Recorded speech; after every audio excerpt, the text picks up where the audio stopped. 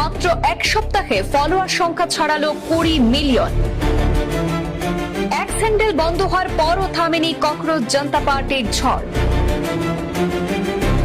আমাদের থেকে নিস্তার নেই, নয়া এক্স অ্যাকাউন্ট খুলে বিদ্রুপ ককরোচ জনতা পার্টির। ইনস্টাগ্রামে বিজেপিকে ছাপিয়ে যাওয়ার পরে সিজেপির সোশ্যাল মিডিয়া অ্যাকাউন্ট বন্ধ করে দেওয়ার অভিযোগ। ভারতের ডিজিটাল রাজনীতিতে কি শুরু হলো নতুন অধ্যায়? ব্যঙ্গ আর ভাইরাল কন্টেন্টের জোরে ককরোচ জনতা পার্টি এখন তরুণ প্রজন্মের সবচেয়ে আলোচিত নাম। ভারতের সোশ্যাল মিডিয়া জগতে এই মুহূর্তে সবচেয়ে আলোচিত নামগুলির মধ্যে অন্যতম ককরোচ জনতা পার্টি বা সংক্ষেপে সিজেপি। ইন্টারনেটের একটি সাধারণ রসিকতা বা মিম যে কত দ্রুত দেশের অন্যতম বৃহত্তম অনলাইন আন্দোলনে রূপ নিতে পারে তার এক নজিরবিহীন উদাহরণ ককরোচ জনতা পার্টি সিজেপি। দেশের প্রধান বিচারপতির এক মন্তব্যকে কেন্দ্র করে তৈরি হওয়া রাজনৈতিক দল সিজেপি মাত্র কয়েকদিনের ব্যবধানে জনপ্রিয়তায় দেশের তাবড় শক্তিশালী দল বিজেপি কংগ্রেসকে পেছনে ফেলে দিয়েছে।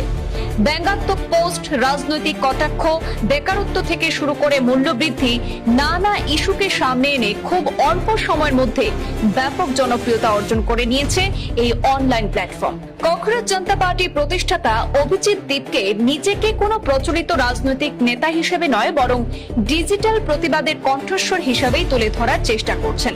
সামাজিক যোগাযোগ মাধ্যমে তার মূল বার্তা voice of the lazy and unemployed. যদিও এই স্লোগানকে ঘিরেও শুরু হয়েছে নানা বিতর্ক। অনেকের মতে এটি বর্তমান সময়ের হতাশ তরুণ সমাজের ক্ষোভ এবং ব্যঙ্গাত্মক প্রতিফলন। সাম্প্রতিক সময়ে সিজেপির জনপ্রিয়তা এমন পর্যায়ে পৌঁছায় যে ইনস্টাগ্রামে তাদের ফলোয়ার সংখ্যা ভারতের একাধিক বড় বড় রাজনৈতিক দলের অফিসিয়াল হ্যান্ডেলকেও ছাড়িয়ে যায়।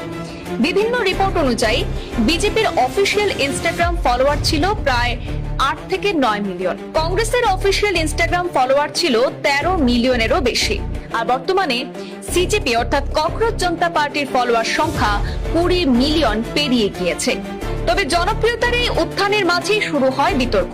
গত 21 মে সিজেপির সোশ্যাল মিডিয়া এক্স অ্যাকাউন্ট ভারতে বন্ধ করে দেওয়ার অভিযোগ ওঠে। এরপরই সোশ্যাল মিডিয়া শুরু হয় তীব্র আলোচনা এবং জল্পনা।